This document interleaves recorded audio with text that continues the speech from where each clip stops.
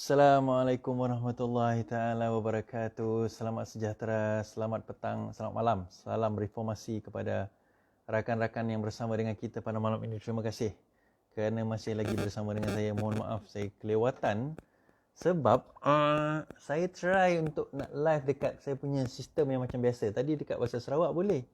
Tapi bila saya try yang second one, saya dah restart dan sebagainya, saya tak boleh nak apa nama nak start saya punya video tu. Saya tak tahu kenapa sistem dia macam down. Sistem dia down ke aku punya internet ni ke apa ke, kita tak tahulah. Tapi not internet lah, bukan internet. Tapi memang sistem tu tak boleh nak on sekarang ni. Dia kata bad request. I also don't know why is this happening and why happened the way it happened. But it happened. So kita tak boleh nak kata apalah. So nak tak nak kita kena on jugalah pada malam ni, insyaAllah. Tak boleh lah nak tunjukkan apa yang saya nak tunjukkan tadi. Ada benda-benda yang kita boleh tunjukkan. I don't know what. Itulah. Inilah masalahnya, bukanlah masalah, cabarannya kalau kita buat seorang-seorang benda ni. Kan, kita lah yang ni, kita lah yang start, kita lah yang pegang, kita lah yang ni. Itulah, tapi tak apalah. No complain lah, insyaAllah.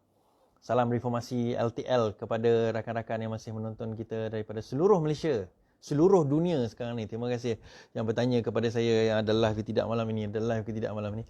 Dia ada live. Saya kata dia ada live, tapi live saya ni saya terpaksa guna telefon, tak ada dalam YouTube, tak ada dalam Twitter, sebab kita tak boleh nak adakan dalam YouTube, dalam Twitter kerana kita tak sistem kita ada problem sekarang ni. Saya tengah nak cuba-cuba juga, tapi masih lagi tak boleh nak on. Jadi terpaksa saya onkan juga benda ni pada malam ini dengan menggunakan telefon lah. Telefon yang ada. Semoga saya kepada kawan-kawan yang menonton kita, teruskan share, teruskan like, teruskan sebarkan kepada rakan-rakan yang ada. Suara slow Suara okey ke? Slow ke? Saya pun tak tahu. Suara slow? Alamak. Sekejap. Saya nak kena offkan. Okey. Hello, 1, 2, 3. Suara okey ke? Suara macam mana? Suara. Macam-macam cabaran kita malam ni. Suara tak okey, suara slow, suara tak berapa live, suara tak ni. Kita dengar dulu. Tak dengar langsung ke suara? Macam mana saya tak dengar langsung suara ni? Suara macam mana? Korang kata okey. Kenapa aku tak dengar suara aku sendiri ni? Suara, hello, testing 1, 2, 3, testing 1, 2, 3. Ke saya punya sistem sekarang ni tengah tak apa-apa tengah apa gila. Okey, so berjaya tak berjaya, mampu ke tak mampu sekarang ni suara. Ui, laptop saya kena problem ke? Okey, tak apa, kita restart. Suara okey. Terima kasih yang terus menonton. Terima kasih Mikol Buau. Terima kasih Mikol, rakan saya yang sekarang berada di Asajaya. Audio semua suara okey. Terima kasih. Okey, so kita akan bercakap tentang darurat yang dikatakan. Sebenarnya isu darurat ni dah dibangkitkan lebih kurang 7 hari yang lepas. Dan pada masa itu saya dismiss je idea darurat ni. Sebab dalam jiwa raga saya pada masa itu saya kata, takkanlah sekejam itu Muhyiddin Yassin ni kan. Takkanlah Muhyiddin Yassin ni teruk sangat macam tu. Takkanlah Muhyiddin Yassin ni sanggup nak memperjudikan nasib rakyat kan, bila isu darurat ni dibangkitkan. Alamak. Itu yang kadang-kadang dia menjadi satu benda yang kita kata menyebabkan saya tak consider darurat sebagai salah satu halangan. Dan hari Isnin 2 minggu lepas, selepas saya berselah tu, saya menyatakan bahawa halangan-halangan yang akan diwujudkan, yang akan ada, antaranya adalah orang ketiga, iaitu akan ada nama lain, betul, Tengku Razali, akan ada isu liwat, isu pengampunan diraja, betul, kemudian akan ada, tapi satu yang saya tak take into consideration, kemungkinan akan ada darurat yang di-announcekan. Sebab masa tu saya fikir macam far-fetched sangat idea darurat ni sebenarnya. Sebab Bagi saya kalau kita bercakap tentang darurat ni, implikasi dia bukan setakat kepada politik, tetapi sebagai satu implikasi yang besar kepada seluruh rakyat daripada segi ekonomi, daripada segi pekerjaan dan sebagainya. Nah, kalau kita tengok daripada segi apa orang kata sejarahnya, daripada segi isu darurat, darurat yang pernah berlaku dalam sejarah Malaysia tu banyak. Antaranya adalah darurat tahun 1940-an masa perang sampai 60-an tu dah kita tahulah masa tu perang. Kemudian darurat yang selepas kemerdekaan tu antaranya 1964. Saya silap tadi, saya sebut 67. 64 konfrontasi antara Indonesia Malaysia. Masa itu pun perang. Kita pun tahu peperangan berlaku di seluruh negara pada waktu itu. Di mana Indonesia cuba membuat Indonesia Raya dan dia tak bersetuju dengan di mana ada pembentukan Malaysia pada waktu itu. Okey, itu pun kita faham. Tetapi kemudian berlaku satu peristiwa darurat yang agak pelik dan darurat itu berlangsung selama 40 tahun. Iaitu darurat 1969 di mana apabila berlaku riot 1969 di Kuala Lumpur, darurat itu berlaku di seluruh Malaysia. Di seluruh Malaysia pada waktu itu kan. Okey. Dia berlaku di seluruh Malaysia menyebabkan keadaan pada waktu itu menjadi satu apa orang kata bagi saya pelik lah, saya anggap pelik sebab apa yang daruratnya yang gaduhnya dekat Kuala Lumpur pada waktu itu di peristiwa 13 Mei 1969 yang berlaku gaduhnya di Kuala Lumpur tapi darurat seluruh Malaysia. Dan kemudian bila kita kaji bila ada Emergency Ordinance Act pada masa itu Emergency Essential and dia punya ordinance kepada darurat ini, dia berlangsung selama 40 tahun dan dibatalkan dan dimansuhkan pada tahun 2011. Rupanya ada cerita di sebalik mi pada waktu itu. Dan pada waktu itu kalau kita tengok apa yang berlaku adalah dalam keadaan itu Parlimen digantung selama 2 tahun. Dan pada waktu itu Parlimen digantung selama 2 tahun dan yang dilantik sebagai caretaker government pada waktu itu adalah Tun Abdul Razak. Tun Abdul Razak kemudian masa itu kabinet Tun Abdul Razak pada waktu itu, dan beliau dilantik menjadi Perdana Menteri yang jadi caretaker government dan melaksanakan undang-undang pada waktu itu. Jadi itu merupakan ada benda lah, ada sesuatu yang berlaku. So, kalau kita tengok dari segi perlembagaan pula, apakah kuasa bidang agung yang membenarkan agung untuk mewujudkan memanggil apa yang dipanggil sebagai darurat. Apakah keadaan darurat?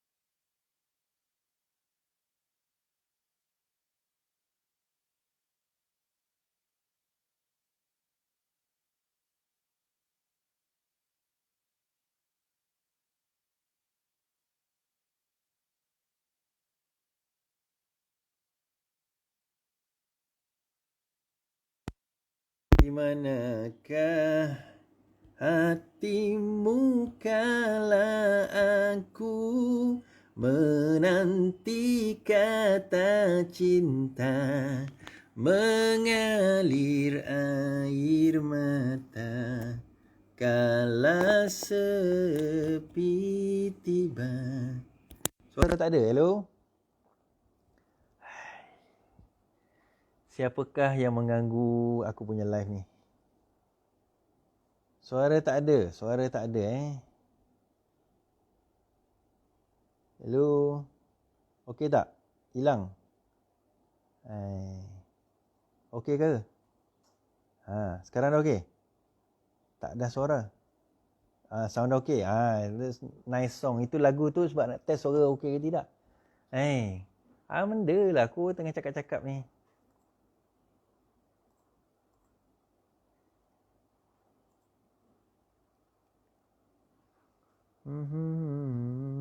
Okey, dah okey. Dah ada ke? Kenapa dalam aku punya laptop tak ada Susah juga keadaan sekarang ini. Why my laptop is doing this to me? I don't really understand what's going on. Okey, dah dengar Okey dah. Cakap lagi ni. Okey. Bagaimana proclamation of emergency ataupun pengisytiharan darurat itu boleh berlaku? Pengisytiharan darurat itu berlaku kalau sekiranya Yang di-Pertuan Agong berpuas hati bahawa akan ada grave emergency exist, satu keadaan kecemasan yang grave. Grave ni maksudnya sangat hebat, yang melibatkan 3 perkara. Pertama, melibatkan keselamatan, security. Kedua, melibatkan kelangsungan ekonomi. Dan ketiga, melibatkan public order. Public order ni maksudnya melibatkan orang kata ialah contohnya gaduh dan sebagainya, riot dan sebagainya. Maka itu bolehlah daripada situ, sama ada di sebahagian daripada federation atau seluruhnya, maka bolehlah diadakan declarekan proclamation of emergency. Now kita kena faham ni dulu. Kemudian dia kata dalam clause dalam artikel 1502 dia kata proclamation of emergency under clause 1 boleh diisu sebelum berlakunya kejadian tersebut yang boleh mengancam security, sekali lagi sebut kelangsungan ekonomi dan juga public order in the federation or any part thereof, sekiranya Yang di-Pertuan Agong berpuas hati ada imminent danger, ada satu kecemasan yang menyebabkan satu bahaya yang sangat orang kata imminent lah, yang pasti akan berlaku melibatkan peristiwa tersebut. Kemudian kalau kita tengok kemudian dia baginda akan isukan the proclamation of emergency ini, dan dia boleh beroperasi sebagaimana yang kita nak. Kalau kita nak tengok dalam keadaan proclamation emergency pernah berlaku dalam negara kita tahun 1969 yang gaduhnya di Kuala Lumpur, tetapi emergensinya tu seluruh Malaysia. Jadi menyebabkan seluruh parlimen federal pada masa itu digantung. Jadi menyebabkan kalau kita tengok dalam keadaan yang ada pada waktu itu, dia tak adalah emergency yang keadaan macam kita perang di mana kita kena duduk kat rumah, tetapi parlimen dan pentadbiran itu digantung. Dan parlimen dan pentadbiran itu digantung menyebabkan hak Sabah dan Sarawak daripada segi minyak, terutama dalam melibatkan isu sempadan laut, telah diubah sesuka hati oleh federal pada waktu itu. Dan juga setelah dia tamat pada tahun 2011, kalau kita ingat 1969 punya emergency itu 40 tahun. Emergency Ordinance itu bertahan sebelum dimansuhkan pada tahun 2011 oleh Najib Tun Razak, dan pada waktu itu Parlimen terus meluluskan satu undang-undang yang dinamakan Territorial Sea 2012.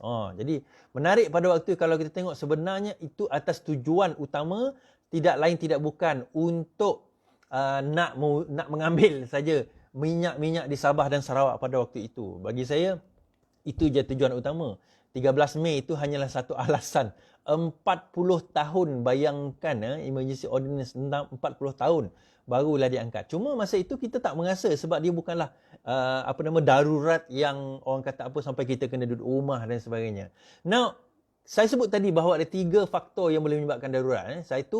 Saya kata mengikut perlembagaan artikel 150, dia kata yang melibatkan security, keselamatan, yang melibatkan kelangsungan ekonomi dan juga public order. 3 benda saja dibenarkan untuk berlakunya darurat. Now, persoalan yang ada sekarang ini, kenapa perlu diadakan darurat? Kenapa perlu diadakan darurat, kita kata? Kita pernah ada darurat sebab jerebu. Ya, okeylah. Itu darurat sebab jerebu. Tetapi kenapa perlu diadakan darurat sekarang ini? Apa alasannya? Dia katakan political emergency atau darurat politik. Tidak ada istilah darurat politik dalam perlembagaan ataupun undang-undang. Tidak ada istilah perkara tersebut. Kenapa?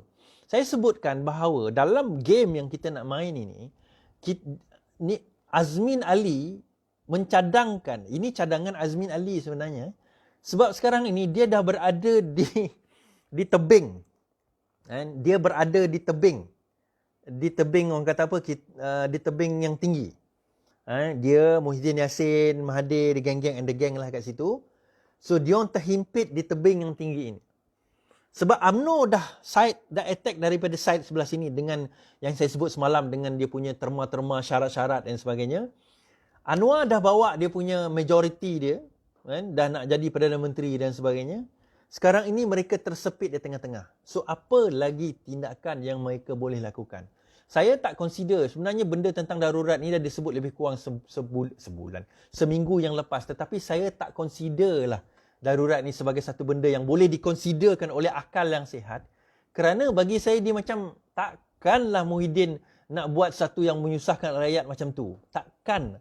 Tetapi saya sentiasa terlupa satu perkara, yang mereka ni bukan orang yang baik. Mereka ni bukan orang yang boleh memikirkan nasib, denyut, nadi rakyat yang hidup susah. Dia tak fikir tu.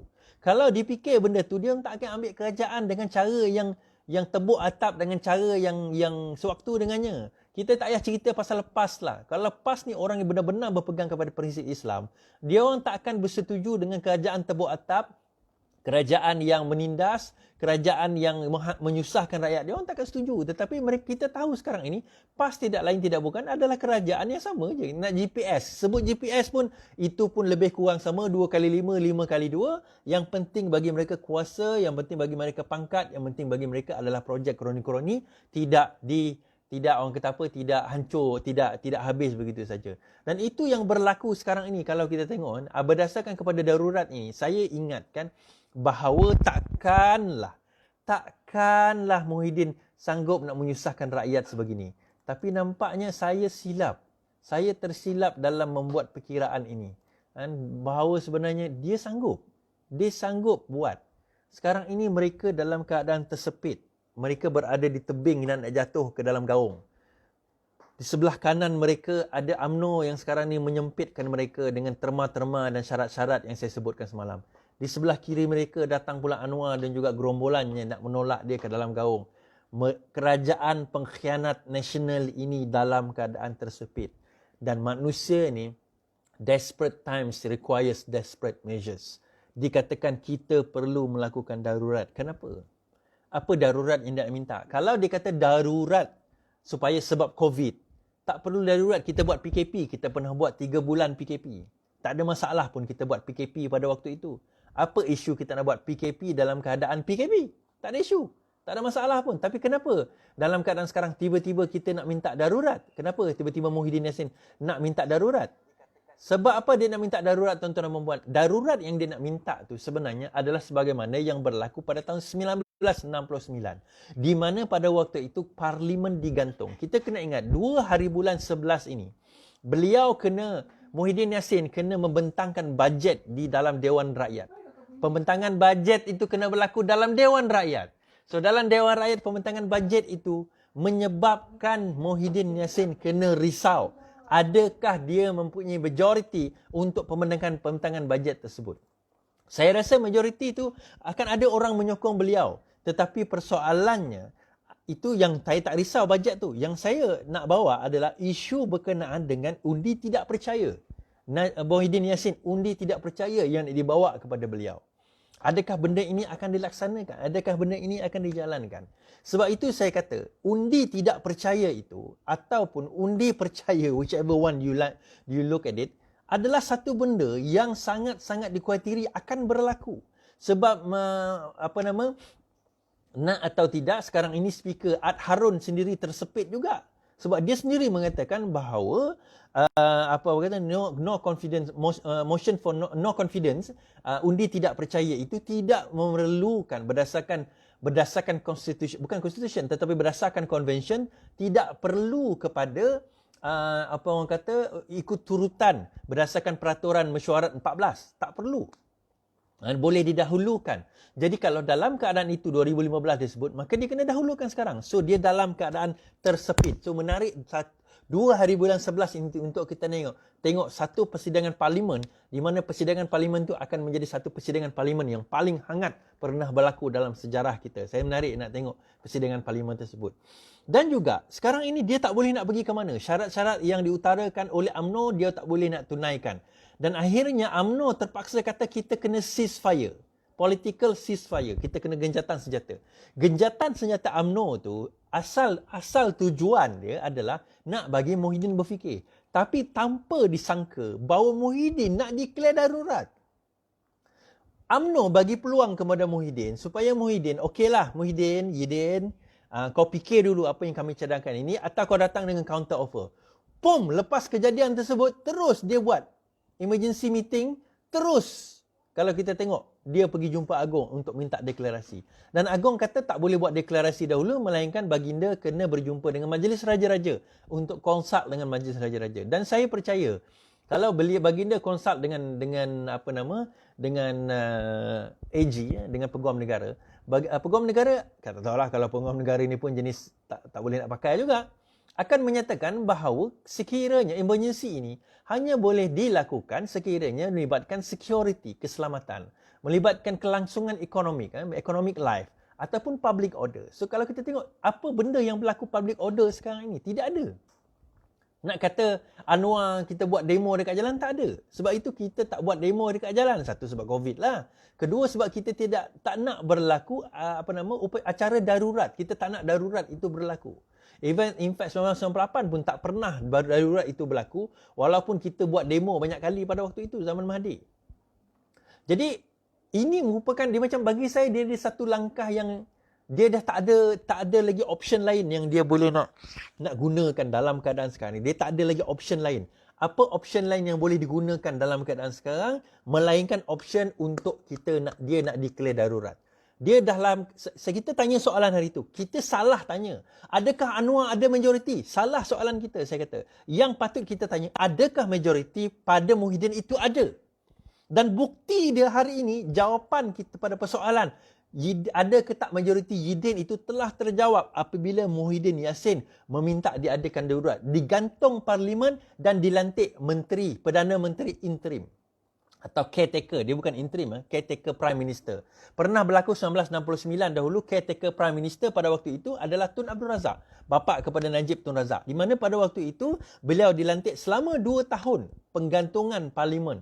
Sementara itu sebelum pilihan raya, kemudian selepas pilihan raya, kemudian seterusnya sehinggalah parlimen itu datang balik pada tahun 1971.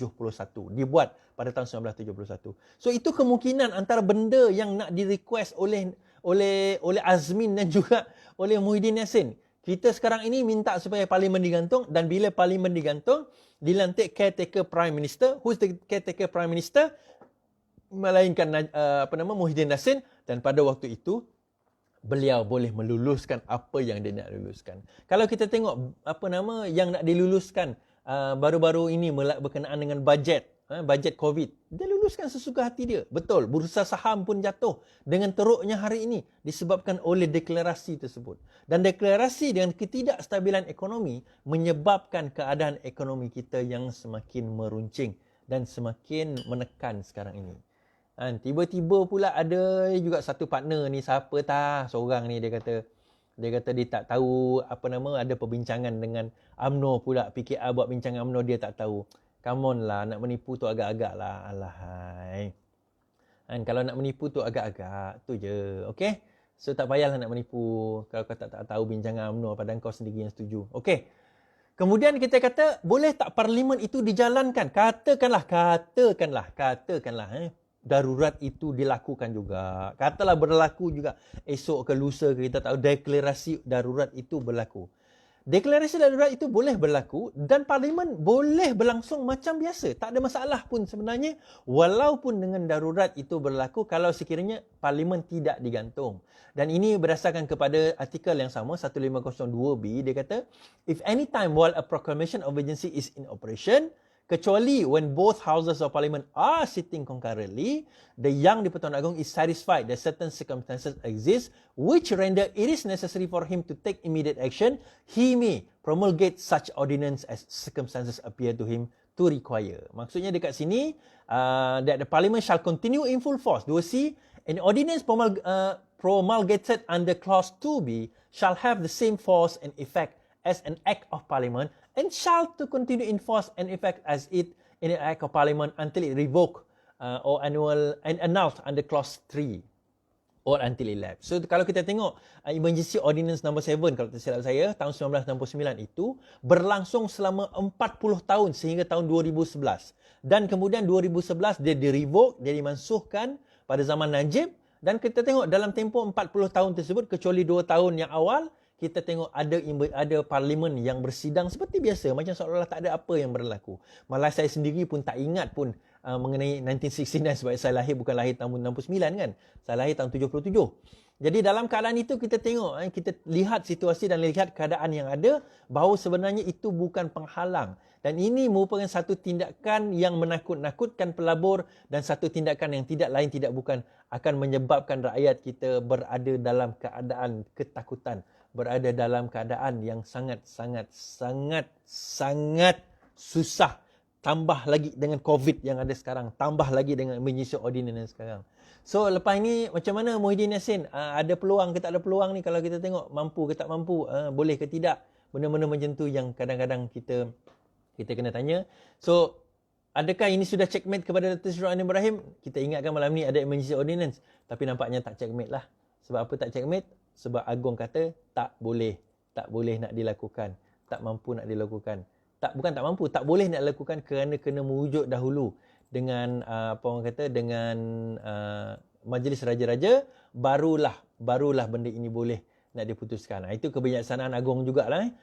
Sebab apa? Agong pergi merujuk dahulu dengan Majlis Raja-Raja dan Majlis Raja-Raja lah yang akan membuat keputusan, dan akhirnya Agong tidak membuat keputusan sendiri. Jadi, okay, what to expect next? Expect next kita tunggu dulu sama ada Agong akan memanggil parlimen emergency atau tidak, darurat atau tidak. Dan sekiranya darurat itu berlaku, darurat jenisnya macam mana? Dia ada 3 main darurat utama. Satu darurat ni memang kita tak boleh keluar, parlimen digantung, tentera take over. Yang itu melibatkan perang biasanya lah. Darurat kedua ni adalah di mana kita boleh keluar macam biasa ataupun kita tak boleh keluar dalam keadaan sementara, tetapi parlimen digantung, di take over oleh caretaker government sementara. Itu darurat yang kedua. Darurat ketiga ni adalah kita duduk kat rumah, tetapi parlimen jalan macam biasa, tak ada masalah. So, yang mana satu kita nak tengok format, yang mana satu yang mungkin kita akan lihat satu hari nanti. Ada yang kata adakah tentera akan take over? Tentera tak take over sebab dia bukan melibatkan security ataupun public order. Dan kita tak tahu dalam keadaan sekarang ni macam ada dia macam mana situasi keadaan. Kita kena lihat, dan sekiranya benda ini tidak di-resolvekan cepat dalam masa yang cepat, maka ekonomi kita akan semakin meredup. Bagi saya, cadangan saya kepada Yang di-Pertuan Agong, tolong sampaikan kalau siapa yang dengar kepada Yang di-Pertuan Agong, consider tukarlah Perdana Menteri itu. Jelas soalan kita, adakah Muhyiddin ada majoriti, tidak dapat dijawab, dan hari ini jelas bahawa Muhyiddin Yassin tidak mempunyai majoriti kerana dengan ketakutan beliau. Kalau ada majoriti, buat apa dia nak panggil darurat? Kerana ketakutan dan juga keketaran beliau. Ketaknya dia dengan Azmin Ali, maka terus nak berjumpa Agong, minta darurat, buat emergency. Yang turun hari itu seorang daripada GPS, saya nampak Fadilah. Kemudian seorang daripada UMNO, Ismail Sabri. Seorang daripada PAS, Taqiyuddin. Yang lain tu semua daripada Bersatu. Kita tengok macam mana, insyaAllah. So, bagi saya, yes, Muhyiddin Yassin is insulting the nation. Muhyiddin Yassin is insulting our intelligence. And Muhyiddin Yassin dalam keadaan penakut, takut, bacol, #Raja Kecut. Begitulah dia, Muhyiddin Yassin. Dan Raja Kecut Azmin Ali. Sekian daripada saya. Kita jumpa lagi insyaAllah pada malam esok. Kita tunggu apa yang akan berlaku.